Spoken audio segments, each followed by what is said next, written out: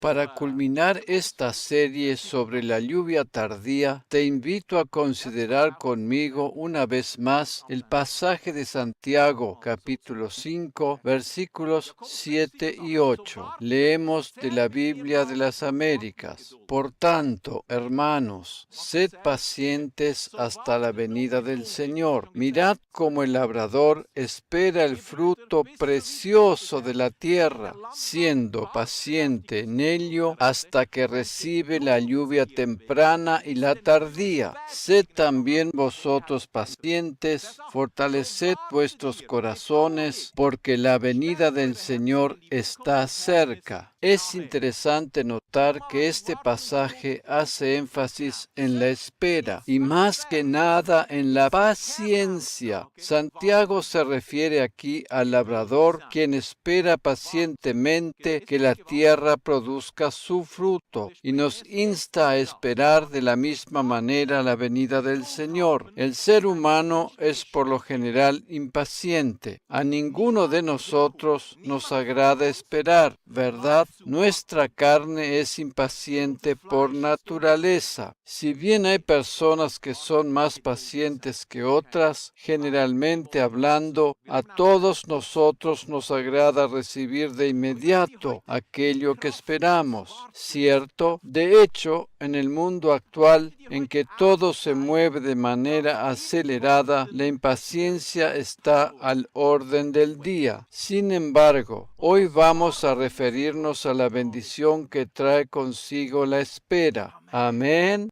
Por medio de esta enseñanza, deseo mostrarte que en la espera reside un gran poder y conduce a un nivel de gracia más alto. A decir verdad, después de estudiar juntos este tema, tendremos que tener cuidado de no irnos al otro extremo y ser demasiado pasivos. Cuando el mundo habla de espera, la asocia siempre con la impaciencia. Sin embargo, para nosotros los creyentes, la espera está estrechamente ligada a la esperanza. Por lo tanto, hay una diferencia muy grande entre la espera del mundo y la del creyente. Hoy deseo mostrarte dónde radica el poder de la espera, aun cuando piensas que no vale la pena seguir esperando a causa de las demoras. Es posible que le estés preguntando al Señor, ¿por qué tardas tanto en darme la respuesta? A pesar de que te puedas sentir algo desanimado, permíteme decirte que en la espera radica un gran poder, aun cuando te parezca que la respuesta se demora demasiado y va a llegar con atraso. ¿Qué sucede cuando la respuesta divina parece retrasarse? ¿Qué pasa cuando aquello que esperamos se demora demasiado? Hoy vamos a ver la gran bendición que dicha espera trae aparejada consigo. Personalmente he sido grandemente bendecido al estudiar la palabra para preparar este mensaje. La primera cosa que vamos a considerar es el término que el idioma hebreo utiliza para expresar la palabra que en nuestro idioma se traduce como expectativa, la cual, de acuerdo al diccionario de la Real Academia Española, significa esperanza de realizar o conseguir algo. En este gráfico encontramos la palabra hebrea kavá, que en español es kabá. Esta palabra está conformada por las siguientes letras hebreas: Kof, Vau y G, o sea, HE. En la enseñanza anterior habíamos dicho que la letra Kof significa el menor o el más pequeño, y como ya sabemos, la letra G, o sea, HE en español, representa la gracia. El idioma hebreo utiliza siempre la letra Vau, la cual es la sexta del abecedario, y está representada simbólicamente por un clavo a modo de eslabón.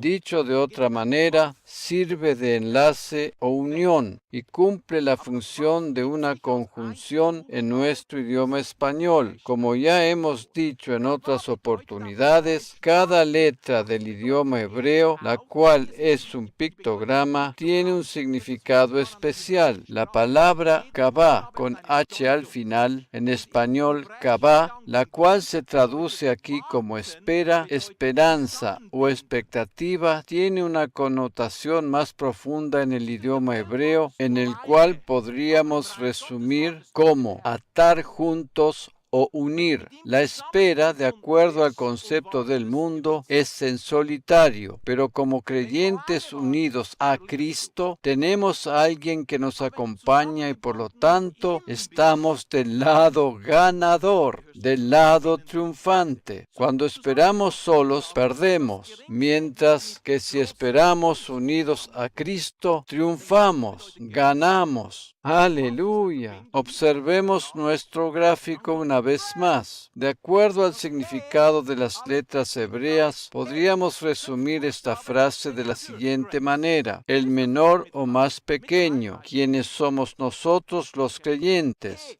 Estamos unidos al gran favor divino por medio de la obra de Cristo. El poder de la espera nos une a una gracia mayor. Durante el tiempo de la espera alcanzamos mayor gracia. Repito, durante el tiempo de la espera alcanzamos mayor gracia. La gracia divina se intensifica mientras esperamos. Vamos a considerar 3 diferentes ejemplos de la palabra de Dios que corroboran lo que acabo de decir. En primer lugar, vamos a considerar la historia de Abraham y Sara, quienes esperaron 24 años hasta el nacimiento de su hijo Isaac. Sara tenía 90 años cuando quedó embarazada. Imaginémonos la escena. Durante 24 largos años, Sara derramaba lágrimas cada mes cuando tenía su menstruación y se daba cuenta que no quedaba embarazada. Repito, Sara derramaba lágrimas cada mes cuando tenía su menstruación y se daba cuenta que no quedaba embarazada. La espera de Abraham y Sara fue muy larga, por cierto. Abraham, quien llegó incluso a pensar que el Señor se había olvidado de ellos, se rió dudando de la promesa divina. Ver Génesis 17:17. Tal vez tú te encuentres hoy en una situación similar y piensas que Dios se ha olvidado de ti, pero no es así. El Señor no te ha olvidado. Amén.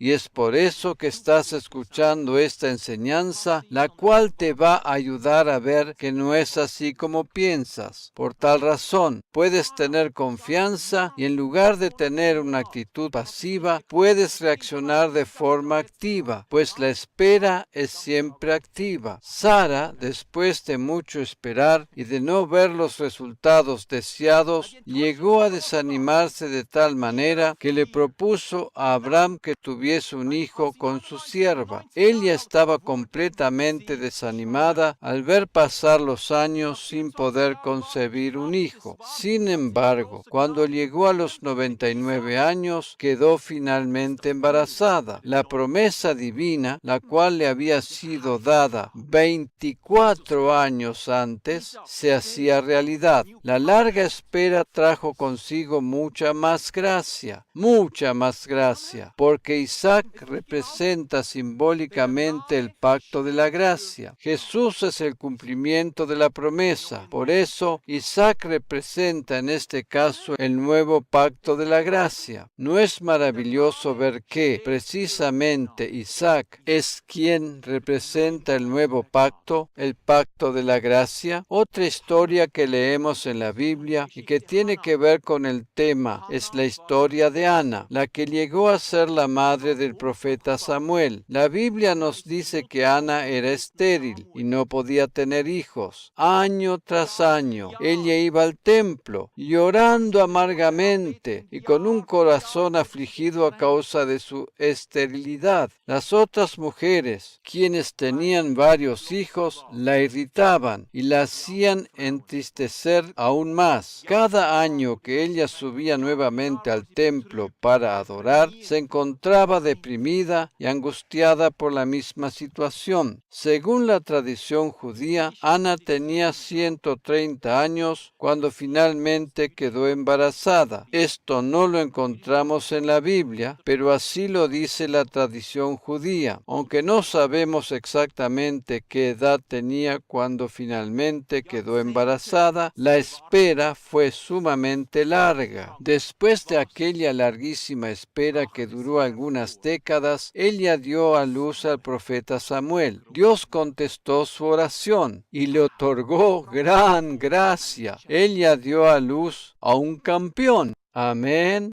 La espera concede mayor gracia y da a luz la victoria.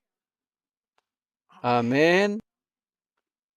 Ella dio a luz a un campeón. Aleluya. El mundo nos dice que esperar es tiempo perdido. Sin embargo, Dios nos dice que la espera trae gracia consigo. Trae gracia consigo. El nombre Ana, el cual deriva del hebreo Hanán, significa precisamente gracia. El poder de la espera nos une a una gracia mayor. Tanto Isaac como Samuel fueron grandemente usados por Dios. Ambos representan simbólicamente algún aspecto de la persona de Jesús. Otro ejemplo que encontramos en la palabra de Dios es Elizabeth, la madre de Juan el Bautista. En Lucas capítulo 1, versículo 7, leemos lo siguiente en la Biblia de las Américas. No tenían hijos, porque Elizabeth era estéril, y ambos eran de edad avanzada. Zacarías y Elizabeth no tenían hijos porque ella era estéril. La Biblia nos dice que ambos eran de edad avanzada. Probablemente Elizabeth tenía entre 60 y 70 años, o era tal vez mayor, cuando concibió a su hijo Juan. A pesar de su esterilidad, el ángel del Señor les visitó para decirles que iban a tener un hijo. Después de un largo tiempo sin poder tener hijos, el ángel del Señor les trajo la noticia que iban a ser padres. Alabado sea el Señor. Elizabeth dio a luz a Juan el Bautista. De acuerdo a la etimología hebrea, el nombre Juan significa gracia. Por lo tanto, la espera produjo gracia. Juan el Bautista fue quien preparó el camino para la llegada de Jesús a la tierra. Alabado sea el Señor. Es maravilloso observar que en cada uno de esos casos la espera trajo gracia consigo, pues cada uno de estos niños tuvo un papel relevante en la historia. Habría más ejemplos para mencionar, pero creo que esto ya es suficiente. La espera nos conecta a una gracia mayor. La pregunta que nos podríamos hacer ahora sería, ¿por qué Dios permite que tengamos que esperar? Después de todo, la espera en sí misma no es algo muy agradable para nosotros.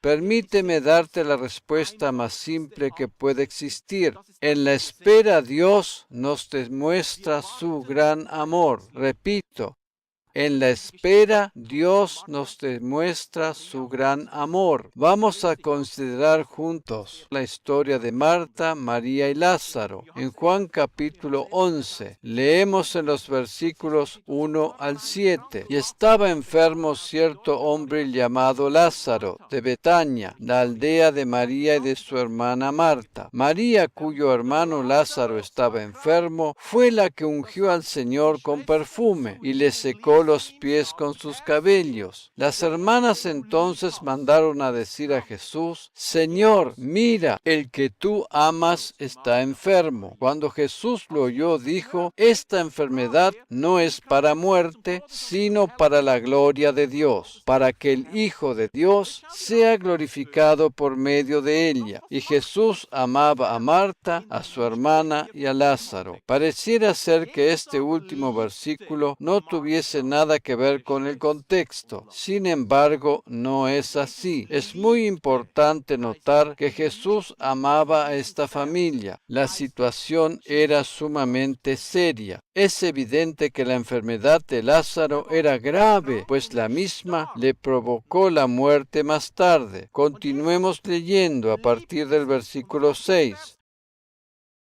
Cuando oyó, pues, que Lázaro estaba enfermo, entonces se quedó 2 días más en el lugar donde estaba.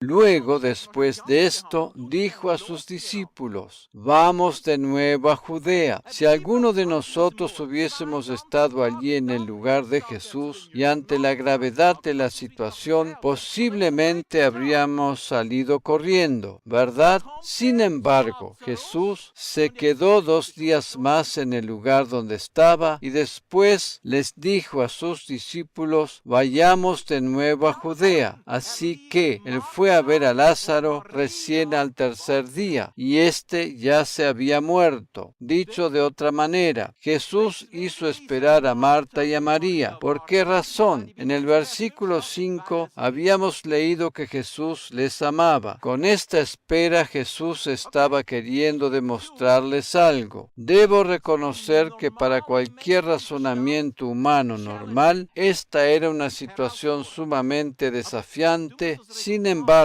cuando vemos su desenlace, no nos parece tan terrible, pues entendemos el propósito. Vamos a ver lo que sucedió cuando Jesús llegó al lugar después de algunos días. En los versículos 21 al 25 leemos: y Marta dijo a Jesús: Señor, si hubieras estado aquí, mi hermano no habría muerto. Lázaro se murió en aquel interín en que Jesús se quedó 2 días más en el lugar donde estaba. Lo que Marta le quiso decir con estas palabras es: ¿por qué tardaste tanto si nosotros estábamos esperando? Si hubieras estado aquí, mi hermano no habría muerto. Pero a pesar de todo, ella tenía esperanza. Versículos 22 al 25. Aún ahora, yo sé que todo lo que pidas a Dios, Dios te lo concederá. Jesús le dijo: tu hermano resucitará. Marta le contestó: yo sé que resucitará en la resurrección, en el día final. Jesús le dijo: yo soy la resurrección y la vida. El que cree en mí, aunque muera,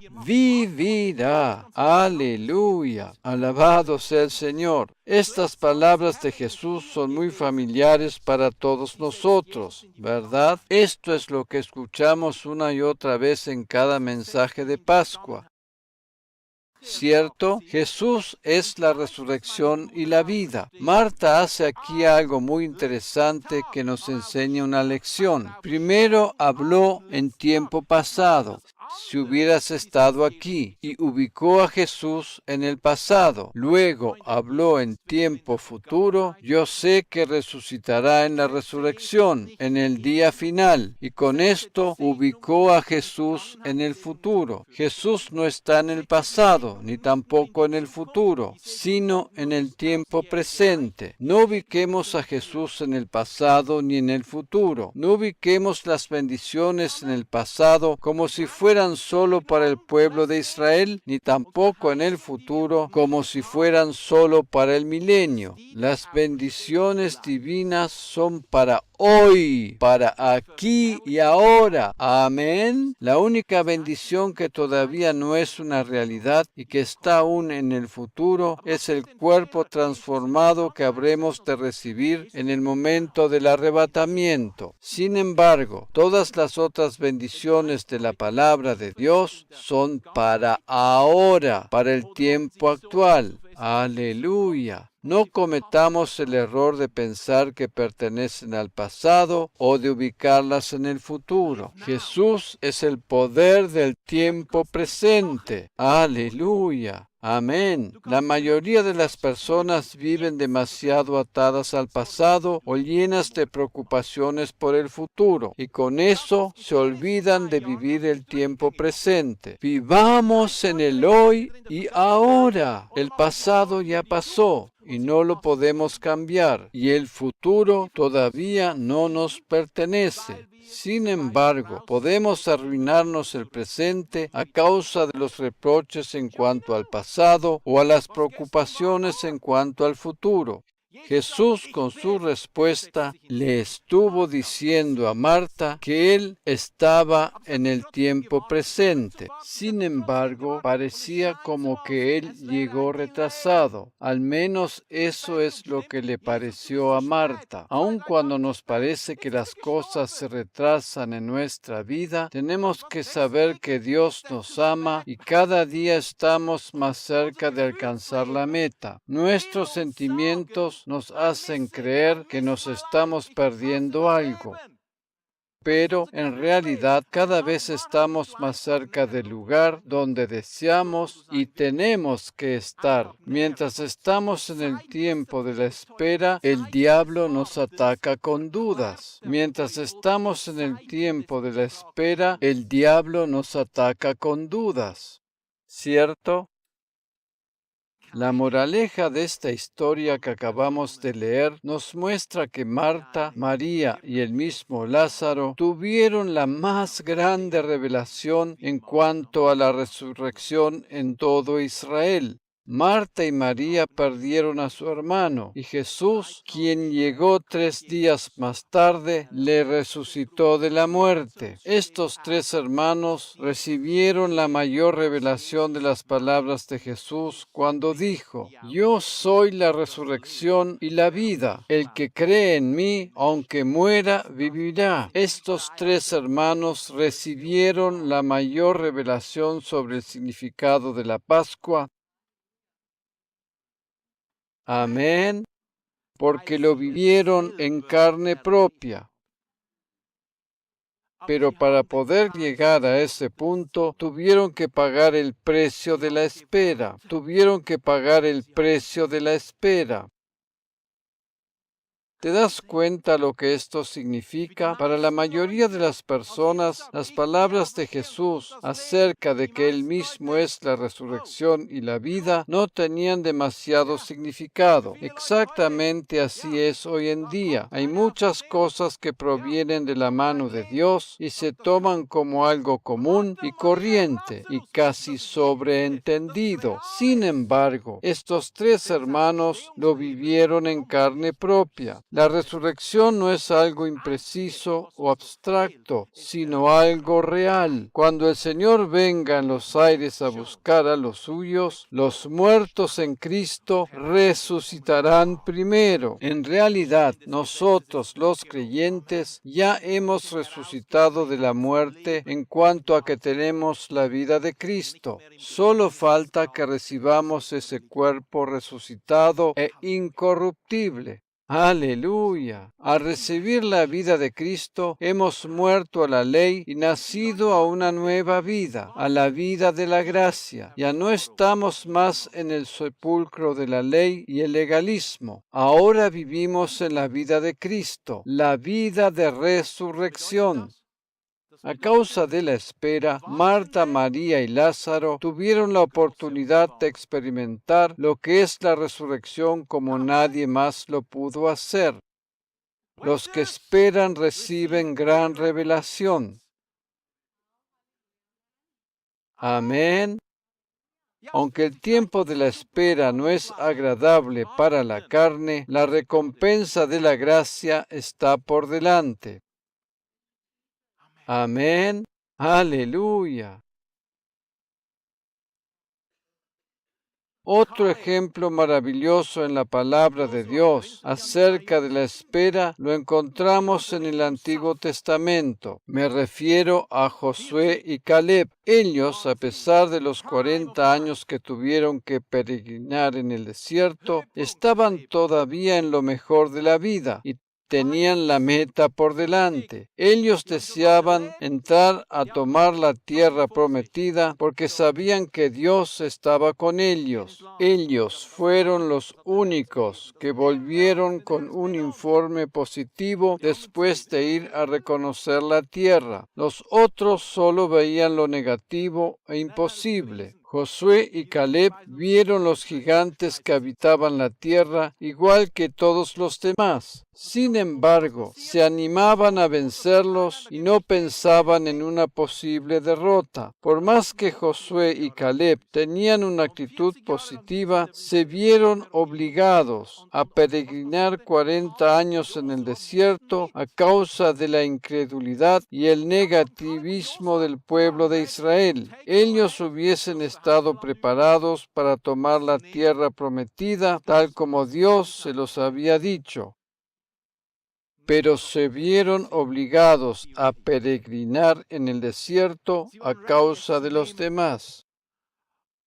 En el momento en que hubiesen podido tomar la tierra, ellos ya tenían 40 años. Por lo tanto, después de los 40 años de peregrinaje, ya no eran más tan jóvenes como antes. Sin embargo, observemos lo que dijo Caleb. En Josué capítulo 14, versículos 7 al 11, leemos lo siguiente, en la versión Biblia de las Américas. Yo tenía 40 años cuando Moisés, siervo del Señor, me envió de Cades Barnea a reconocer la tierra, y le informé como yo lo sentía en mi corazón. Sin embargo, mis hermanos que subieron conmigo hicieron atemorizar el corazón del pueblo, pero yo seguí plenamente al Señor mi Dios. Y aquel día Moisés juró diciendo, ciertamente la tierra que ha pisado tu pie será herencia tuya y de tus hijos para siempre, porque has seguido plenamente al Señor mi Dios. Y ahora he aquí, el Señor me ha permitido vivir tal como prometió estos 45 años desde el día en que el Señor habló estas palabras a Moisés, cuando Israel caminaba en el desierto, y he aquí, ahora tengo 85 años. Todavía estoy tan fuerte como el día en que Moisés me envió. Como era entonces mi fuerza, así es ahora mi fuerza para la guerra y para salir y para entrar. Caleb, a pesar de sus 85 años, tenía ahora la misma fortaleza que con 40 años menos y estaba dispuesto, al igual que entonces, a tomar la tierra que Dios les había prometido. Los que esperan son mantenidos con vida o conservados sanos y vitales hasta el momento de alcanzar la meta.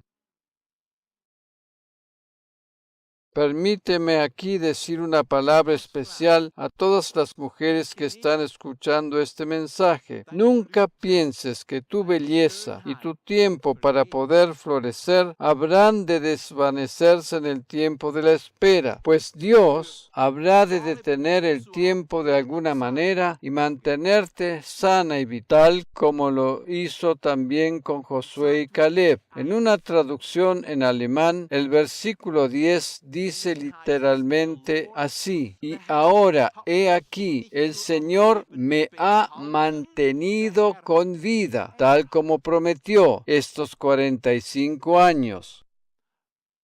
Los que esperan son mantenidos y sustentados por Dios hasta el momento de alcanzar la meta. De acuerdo al razonamiento humano, la espera es tiempo completamente perdido, pues pensamos que se nos pasa la oportunidad, que se nos acaban las fuerzas. Sin embargo, cuando esperamos en Dios, Él es quien nos sustenta y fortalece. Amén.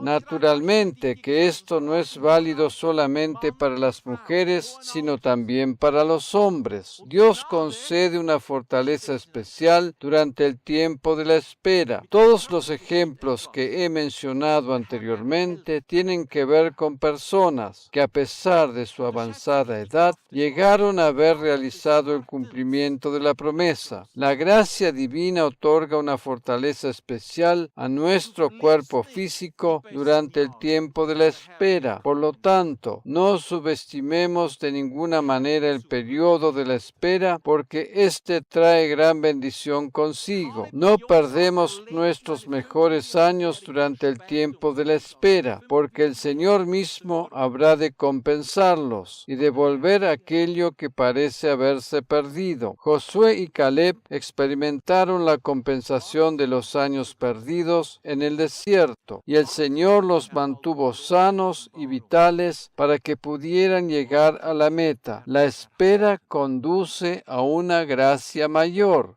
Los que esperan reciben una mayor revelación. Los que esperan son sustentados y mantenidos fuertes y sanos hasta llegar a alcanzar la meta y el propósito para el cual Dios los llamó. Por esa razón, cuando el apóstol Pablo habla del arrebatamiento de los creyentes, se refiere a los que viven y a aquellos que hayan quedado, aquellos que, de acuerdo a los ojos del mundo, tendrían que haberse muerto hace rato, pero que son fortalecidos y revitalizados por Dios para llegar a experimentar ese momento glorioso. Aquellos que estamos esperando el arrebatamiento seremos fortalecidos, revitalizados y mantenidos con vida hasta ese momento. Yo no estoy diciendo de ninguna manera que nuestro cuerpo físico es inmortal, pero lo que sí digo es que el Señor puede fortalecer y mantener nuestros cuerpos físicos hasta llegar el momento glorioso en que venga a buscar a los suyos en los aires. Recién en ese momento habremos de recibir un cuerpo incorruptible que habrá de ser inmortal. Debido a que tenemos a Cristo viviendo en nosotros y la inmortalidad ya está en nuestro espíritu, Él puede obrar desde nuestro interior para fortalecer y conservar nuestro cuerpo físico sano y vital de una forma sobrenatural. Amén. El principal motivo por el cual muchos creyentes ya no creen en el arrebatamiento es la falta de paciencia en la espera. Al comienzo habíamos leído el pasaje de Santiago, el cual nos habla de esperar con paciencia la venida del Señor, ¿verdad? Algunos aducen que ya han esperado demasiado, que las generaciones anteriores también esperaban y hasta ahora no ha pasado nada. Hay muchas doctrinas erróneas que aparecen por ahí negando el arrebatamiento. Sin embargo, la palabra de Dios es verdadera y la esperanza en la pronta venida del Señor trae gran bendición consigo. Pronto viene Jesús a buscarnos y ese será el día más glorioso de nuestra vida. El arrebatamiento de los creyentes es la máxima expresión de la gracia divina para nuestros cuerpos, para nuestros físicos. Gracia divina para nuestros cuerpos, para nuestros físicos.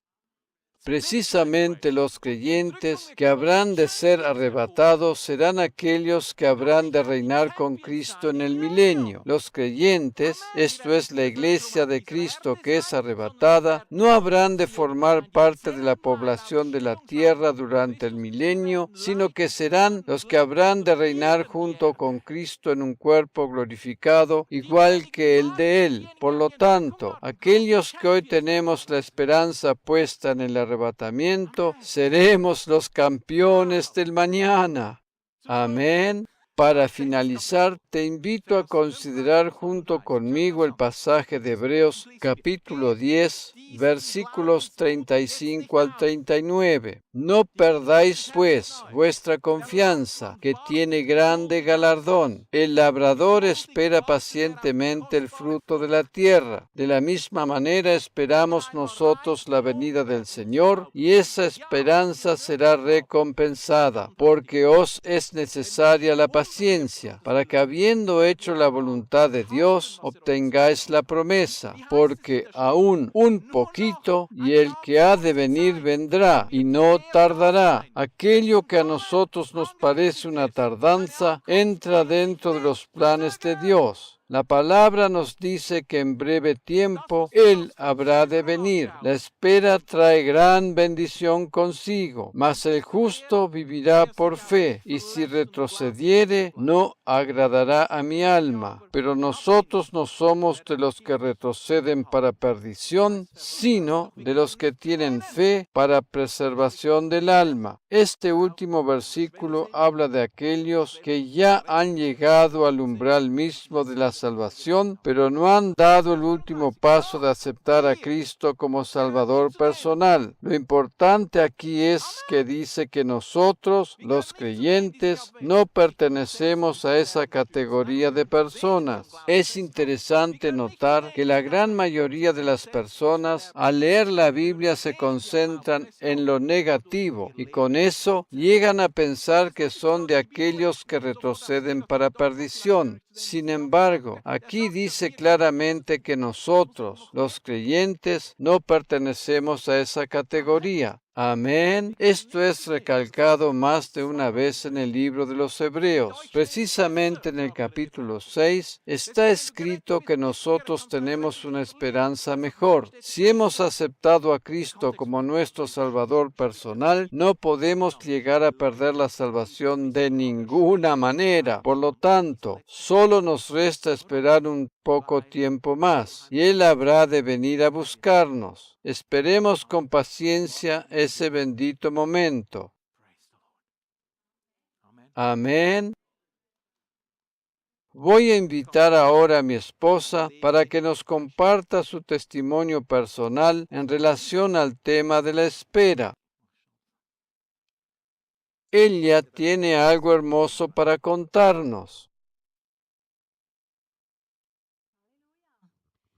Me alegro de poder compartir con vosotros mi testimonio, el cual coincide plenamente con el tema de esta enseñanza. Lo que el Señor hace en nuestras vidas es único y especial.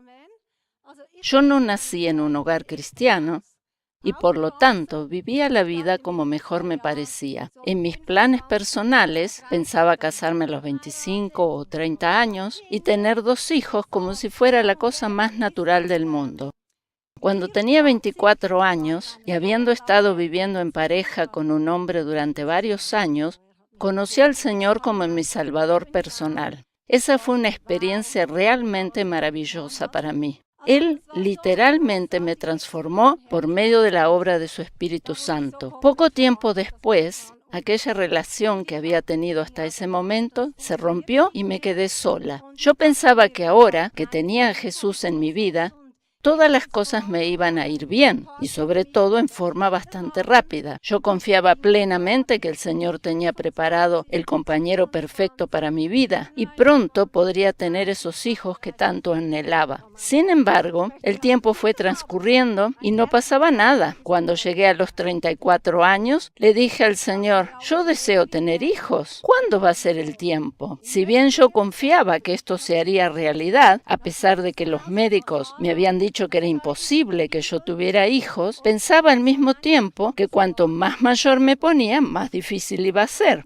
Yo confiaba en el Señor y me daba ánimo a mí misma leyendo el testimonio de Sara, la esposa de Abraham. En todo ese tiempo de espera sentía la compañía de Jesús y en mi interior tenía la plena seguridad que Él me iba a bendecir con algo mucho mejor de lo que había perdido. Yo sabía que Él nunca llega tarde y seguía esperando. Mis amigas me decían una y otra vez, ya es hora de que tengas un compañero, que te cases y que tengas hijos. Estás en la mejor edad. Naturalmente que tuve algunos candidatos, pero nunca me permití entablar una relación con ninguno de ellos, pues en mi interior yo sabía que todavía no había llegado el correcto. Si bien la espera se hacía cada vez más larga, el Señor me otorgaba gracia para seguir esperando. Cuando tenía 36 años y después de 12 años de espera, conocí a Erich.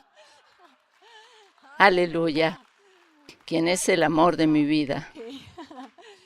Después que nos casamos, los médicos me volvieron a corroborar que en lo natural era imposible que yo tuviese hijos. Así que supe que solamente un milagro de Dios haría realidad mi sueño. A pesar del diagnóstico médico, a la edad de 38 años tuve mi primer hijo y a los 40 el segundo. El Señor me devolvió con creces todo lo que yo había perdido y mucho más. Él es maravilloso. Él puede y desea hacer lo mismo en tu vida. No pienses nunca que te has perdido algo, sino por el contrario, disfruta tu tiempo con Jesús. Él habrá de bendecirte en gran manera y concederte favor desbordante. Esa es precisamente mi experiencia. Tengo un esposo maravilloso, 2 hijos preciosos, una hermosa iglesia. ¿Qué más puedo pedir? Espera con gozo, porque la espera del justo habrá de ser recompensada.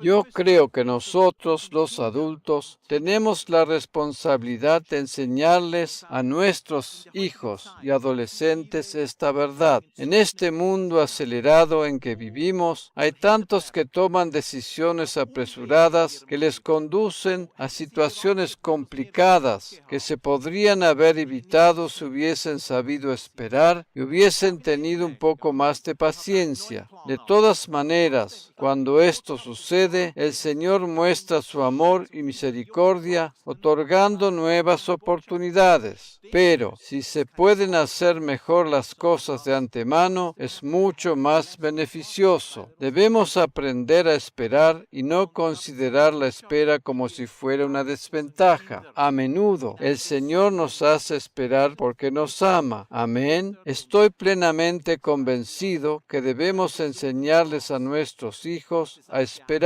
y hacerlo de una manera sana y edificante, y no por medio de prohibiciones, enojos o hacerlos esperar largo tiempo a propósito hasta el punto de desanimarlos completamente. Los niños y jovencitos deben aprender a esperar y no acostumbrarse a recibir todo cuanto se les ocurre siempre de inmediato, pues eso habrá de serles de gran ayuda en la vida y habrá de protegerles de decisiones apresuradas que pueden llegar a acarrearles más problemas que bendiciones. Como pastores y liderazgo de la iglesia, tenemos también esa responsabilidad. El tema de la espera puede ser aplicado a diferentes niveles. Por un lado, para nosotros los creyentes, tiene que ver con el arrebatamiento. Nos sirve para nuestra vida diaria en relación a la familia, los hijos, el trabajo, etc. En resumidas cuentas, atañe a todos los ámbitos de nuestra vida, tanto sea en lo espiritual como lo físico, y sobre todo lo que tiene que ver con el alma. Amén.